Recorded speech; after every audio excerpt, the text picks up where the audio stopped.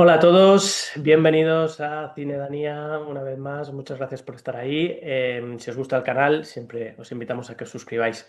Hoy nos acompaña en nuestra sección de la silla del director, nos acompaña el director Nacho Leuza, que es el director de la película documental Blackwater, que se estrena el próximo día 17 de abril en cines en España y que, bueno, pues es una película que nos ha impactado mucho cuando la hemos visto. Es un documental que pone el foco en la emergencia climática con la situación que se está viviendo concretamente en Bangladesh y donde cada día miles de personas se tienen que desplazar para huir de las inundaciones, la subida del nivel del mar, los ciclones, bueno, pues todo lo que viene aparejado con el cambio climático que estamos sufriendo, ¿no?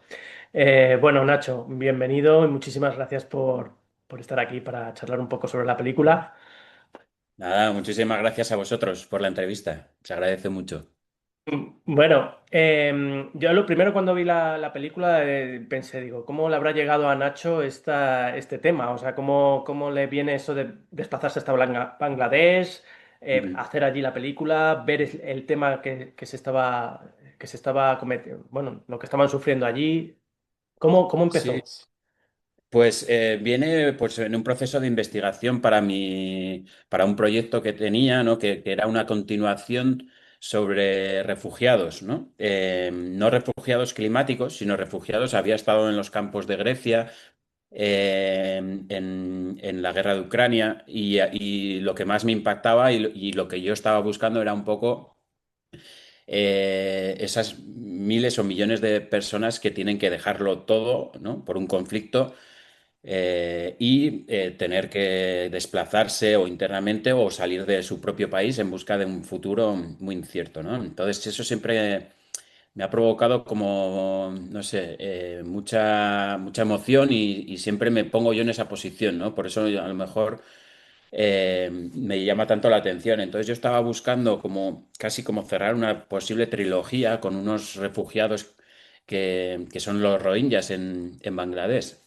Y mientras iba investigando vi bueno, que había otro tipo de refugiados, que eran los refugiados climáticos y que eran muchos más en millones de personas, ¿no? Que estaban sufriendo un conflicto diferente, pero que tenía las mismas consecuencias, ¿no? Tenían que dejar muchísimas personas su hogar para desplazarse, en este caso, el primer paso, un desplazamiento interno a una ciudad, Dhaka, y lo curioso es que cuando iba investigando veía que esa ciudad, Dhaka, es una de las mayores ciudades, una de las más pobladas del mundo y que en algún momento iba a dejar de poder recibir a estos millones de personas, ¿no?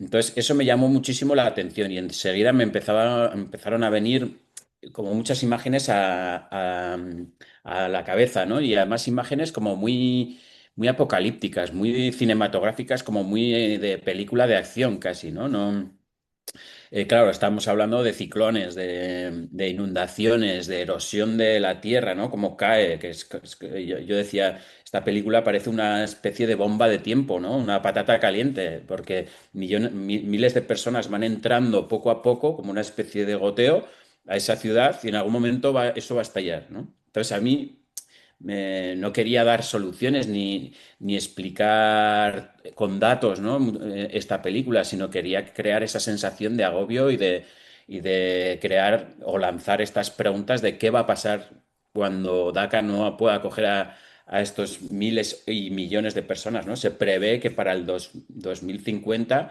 entre 20 y 30 millones de personas tengan que abandonar su hogar, ¿no? En el sur de Bangladesh, que se va a inundar el 17% del litoral sur de Bangladesh y van a tener que desplazarse. Entonces, las preguntas son estas, ¿no? ¿Qué va a pasar con estos millones de personas que han perdido su casa, han perdido su tierra, se han desligado, ¿no? De un poco de ese lugar de origen donde nacen y que eso a mí me provoca como una injusticia y una rabia, ¿no? Que por eso pongo un poco el peso en estos, en mi caso, ¿no? En Blackwater, en tres personas, que es un poco la voz de estos miles o millones de personas que tienen que dejar su hogar, ¿no? Entonces, así empezó un poco la historia de Blackwater, ¿no? Buscando otro tipo de refugiados y al final viendo que había otro tipo de película, a lo mejor más grande y con un conflicto que yo siempre he tenido dentro, ¿no? El cambio climático es algo bueno, como ser humano, ¿no? Me preocupa en estos momentos y creo que es como el problema, el gran problema al que nos enfrentamos como humanidad. Además, bueno, tú lo introducías ahora un poco, está la historia contada a través de una familia, una familia que vive en uno de estos lugares de los que tienen que huir de alguna manera y Ujú. que les cuesta salir de allí. Ahí, Claro. ahora hablamos un poquito del papel de la mujer, del hombre en esta pequeña disputa sobre qué hacer o cómo salir de la situación, ¿no? Ujú. Pero ahora que has hablado de Dhaka y de cómo estar allí, eh, hay escenas que están rodadas, entiendo, allí en Dhaka, porque he visto esas zonas más urbanas. Ujú. ¿Cómo soporta Dhaka esta afluencia de personas a día de hoy? ¿Cómo lo está soportando? Y el país cómo está actuando a día de hoy ante una situación como esta? ¿O qué viste tú que era cómo estaban actuando allí? Sí, al final, como he dicho, esto es como una especie de goteo, ¿no? Se calcula más o menos que son unas 3.000 personas las que llegan diariamente a Dhaka, ¿no? Entonces, ¿qué pasa? Son personas que son gente sin recursos, ¿no? Todos sabemos, el que tiene recursos se escapa un poquito de todas estas acciones.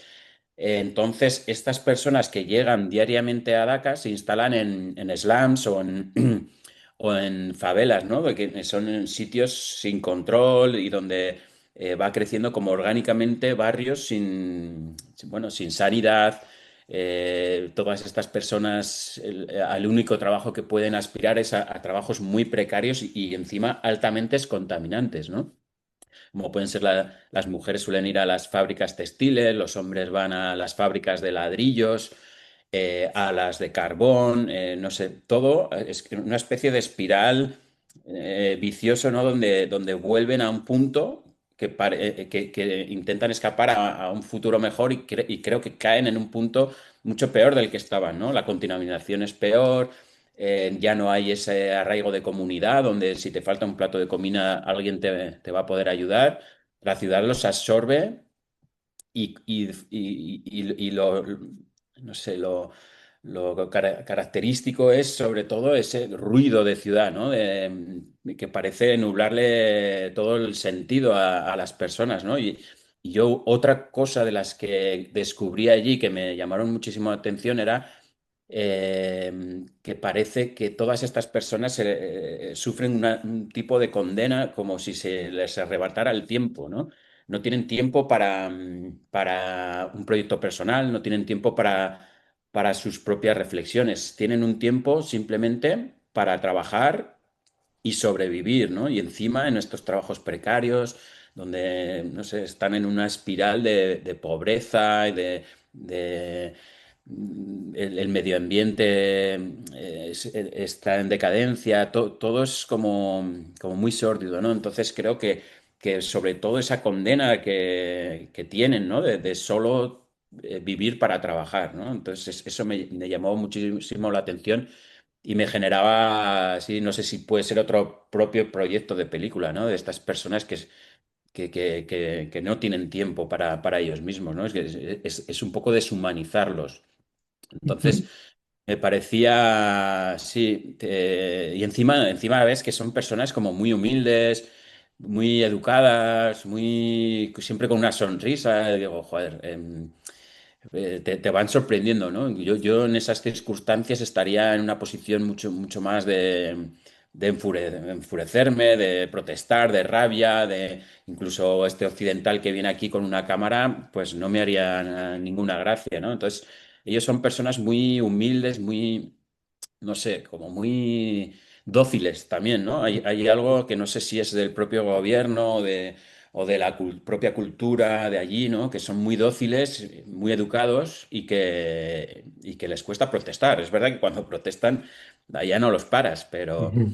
pero sí que quiero puntualizar eso, sobre todo esa condena de la extracción del tiempo que sufren ellos, es lo que más me llamó la atención de allá. Sí, además yo recuerdo de la película el tiempo que tienen incluso para cocinar, o sea, en los lugares donde están habitando, o sea, es que ni siquiera tienen el espacio tranquilo para Para hacer sus nada. propias cosas del hogar, por decirlo de alguna manera, ¿no? Ni siquiera eso, ¿no? No, es todo, está todo controladísimo. Sí, Me por eso esta es pareció... una película que digo siempre que es una película en movimiento. Mm. Los personajes desde sus zonas rurales, ¿no? Están en continuo movimiento, ¿no? Se tienen que mover porque el río destruye sus casas, tienen que mover sus casas para poder sobrevivir. Después tienen que moverse para coger un tren un autobús o ir andando a esta ciudad. En la ciudad también se tienen que desplazar. Todo es algo en movimiento porque parece que cuando paran van a morir, ¿no? Entonces es como... y creo que eso se ve un poco también en la peli, esa angustia, ¿no? Del tener que moverte para poder sobrevivir. O el agua se va a llevar tu casa, ¿no? Te tienes que mover en esas tormentas, en esos ciclones, tienen que mover para sujetar sus casas.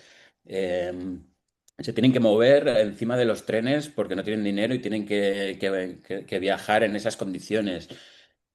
Todo es muy angustioso, ¿no? Entonces creo que la película refleja eso, la angustia de millones de personas que tienen bueno, que romper sus propias familias o su lugar de nacimiento, ¿no?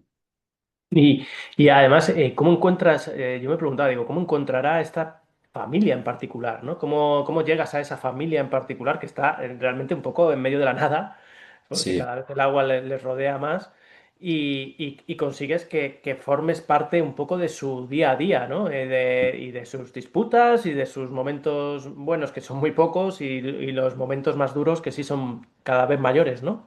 ¿Cómo sí. conseguiste llegar a esta familia y que te dejaran un poco contar su historia? Pues tuve muchísima suerte de Mm, conocer a Loki y a su familia. mm, A Loki yo la veía en vídeos, en este tipo de investigaciones que te decía, ¿no? Y gracias a una de las grandes cualidades o de las buenas cualidades que tiene Internet es eso, ¿no? Que puedes llegar a muchísimos sitios, ¿no? Y descubrir a través de vídeos, de noticias, un montón de realidades. Yo veía a Loki en varios vídeos de una ONG que se llama BRAC, que opera allí, que es la mayor ONG que tiene Bangladesh y que opera allí. Y había varios vídeos donde Loki decía un poco o se quejaba de los estragos del agua, de cómo entraba en su casa, de las veces que se había tenido que cambiar de casa, de las tormentas que pasaba de noche y cómo las vivía. Entonces a mí me tenía embelesado, ¿no? Era como, madre mía, pero qué mujer. Entonces, y encima tenía la característica de que vivía en uno de los pueblos del sur, de los que se van a inundar dentro de unos años, ¿no? Entonces, yo siempre quise partir de una zona rural del sur, porque el sur es la zona de los manglares, mm. donde el 17% va a quedar inundado y los manglares están considerados los pulmones de Bangladesh. Entonces, es otra característica que me llamaba mucho la atención, ¿no? Cuando esos pulmones se inunden, una de los países más vulnerables y más contaminados del mundo, pues va a perder, pues eso, sus pulmones, ¿no? Entonces también es un país que va a quedar enfermo cuando suba el nivel del agua. Y uno de esos pueblos que va a quedar inundado era el de Loki. Entonces, el primer viaje que hicimos dos. El primero, fuimos directamente al pueblo de Loki para hacer un casting, empezar con Loki y luego ver qué otras opciones teníamos, ¿no? Entonces, cuando entrevisté a Loki, bueno, ya me gustó muchísimo desde el principio y se veía, ¿no? Que eres una mujer muy inteligente. Enseguida notas, pues, que ella es la que lleva la familia. Tenía un montón de trabajos diferentes, era la que se preocupaba por todo, en la película aparece, ¿no? También la que tiene la responsabilidad de la familia. Entonces, eso ya era una característica, ¿no? Como para un personaje principal de película muy apetitoso. Entonces, bueno, pues yo lo que hice, intenté entrevistar a más mujeres o más personas y se daba incluso la característica de que muchas mujeres o hombres no sabían lo que era el cambio climático. Sabían que el río estaba enfermo, sabía que había algo, pero que no sabían qué significa cambio climático. Pero Loki sí. Entonces, bueno, ya me decidí por Loki. Y además tuve mucha suerte porque luego tenía no sé, una virtud innata delante de la cámara. Era algo, tú le ponías la cámara y era una gran actriz, o sea, hacía todo muy, de forma muy natural e incluso aleccionaba a todos los que tenía en la escena, pues les instruía un poco cómo tenía que hacerlo, ¿no? Entonces, trabajar con ella fue súper bonito porque yo pasé al principio mucho tiempo contándole lo que yo quería mostrar de la película. Y ahí teníamos un punto en común, porque ella en esos vídeos decía lo mismo, ¿no? Entonces yo no quería extraer nada de ella, sino quería construir con ella, ¿no? No quería extraer nada del personaje, sino construir con ella y en eso nos basamos, ¿no? Nos unimos para poder lanzar el mismo mensaje, en este caso a través de la película y a través de ella. Entonces, por eso creo que fue tan bonito, porque ella, claro, ella creía mucho en el mensaje y se lo tomó muchísimo, muy en serio. Entonces, eso fue precioso. Y entonces, yo sí que tenía una manera de trabajar con ellos que era en las escenas, yo las preparaba, yo sabía lo que quería en cada escena más o menos contar. Pero, y yo les daba como, y les decía, bueno, vamos a hablar de, yo qué sé, de cualquier cosa y tal, pero yo les daba como una palabra de inicio y una de final, para no extendernos y para que no se fueran por las ramas, ¿no? Entonces, pero todo lo que había entre esas dos palabras, en ese marco específico donde creábamos la escena, todo era, lo dejaba en manos de ellos, ¿no? Que fueran ellos mismos. Entonces, esa propia realidad muchas veces nos daban momentos mágicos. O sea, todas esas discusiones que tiene ella con su marido son totalmente improvisadas, pero es que son reales. O sea, se ve que yo no les pedía que discutieran, pero ella sabía lo que yo quería y entonces le pinchaba a su marido, pero todo lo que discuten son lo que discutían diariamente, ¿no? Y luego Bidu me dio también una muy bonita, que es cuando habla de estas familias que se van del pueblo, ¿no? Y entonces, a lo que te digo yo, por ejemplo, en esa secuencia, yo lo único que les puse es en marco de la tienda de Bidu, pues con más vecinos, oye, pues mira, hay que hablar sobre las familias que se van, ¿no? Entonces, Bidu habla de que por la mañana vio una familia que agarradas de la mano se van del pueblo. Eso me lo da Bidu, o sea, eso es algo precioso, ¿no? Y súper emotivo. Entonces, era muy bonito el construir la película con ellos, porque ellos, es verdad que había veces que la propia realidad no te da nada y tienes que intentar reelaborarla o llevarte algo de otras secuencias, ¿no? Pero normalmente era dejar que fueran ellos mismos, ¿no? Pues te dan este tipo de regalos. Además, ahora que hablas mucho de esta mujer, me parece muy interesante el papel que tiene la mujer al final en este documental, porque es curioso que es la madre la que pone más la cordura de, oye, hay que hacer algo, esto no podemos seguir así, esto tal. Pero es que en el ámbito urbano también es otra mujer, ¿no? Que la que organiza manifestaciones, la que alerta sobre las situaciones. O sea, es curioso que sean las mujeres las que, aparentemente, a través del documental lo que vemos es que son las que más se están moviendo con este tema y las que más están aportando por buscar soluciones. ¿Esto es así allí? ¿Las mujeres tienen ese carácter un poco más reivindicativo con los problemas o son personas con un poco más de carácter para poder resolver las situaciones que se enfrentan? Yo creo que no es lo normal lo de Loki. Sí que hay muchísimas Mm. mujeres con este poder, ¿no? Yo no iba buscando una mujer protagonista, pero cuando me la encontré me sugirió muchas más cosas, ¿no? Y más cuando la conocí. Pero es verdad que es una sociedad muy masculina, ¿no? Donde es más difícil ver a la mujer enfrente de este tipo de situaciones y no es lo común que la mujer se vaya de la familia a buscar dinero, pero es que en el caso de Loki siempre ha sido así.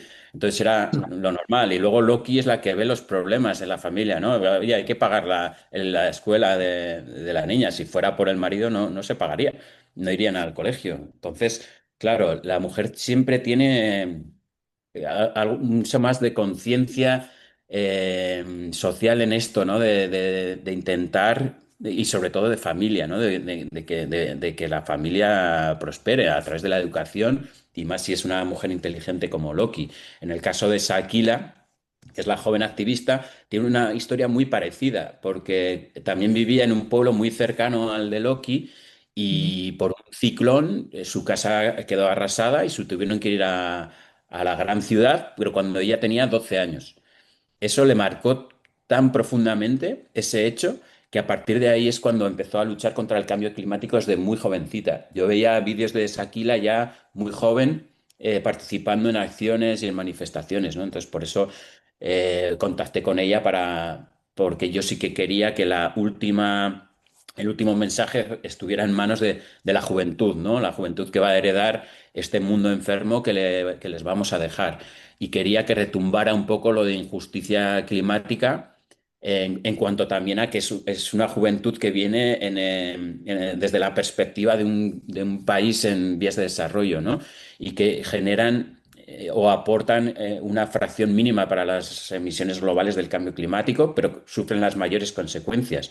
Esa injusticia climática yo quería que al final de la película retumbara, ¿no? Entonces, por eso la película acaba así con esos gritos de los manifestantes, de chicos y chicas que se echan a la calle y dicen, oye, ¿qué está pasando aquí? Hay que hacer algo, ¿eh? Y el que grite en injusticia climática me parecía como muy importante. Y Ujú. sí, pues las mujeres han entrado y han cogido sitio sin buscarlo, pero claro, son mujeres tan potentes y no sé, y que destacan tanto que eran, no sé, como muy fácil o encajaban muy bien como con los protagonistas de la película.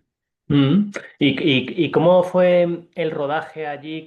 Porque hay momentos en los que habéis vivido, ¿no? Esos ciclones, esas lluvias torrenciales, ¿no? Ve en la película, pues como ellos tienen en esas casas de Chichinabo, podríamos decir, Sí. tienen que de alguna manera sujetarlas como sea para aguantar esos ciclones y tal. El rodaje, el poder mostrar todo eso, os fue difícil? ¿Fue algo...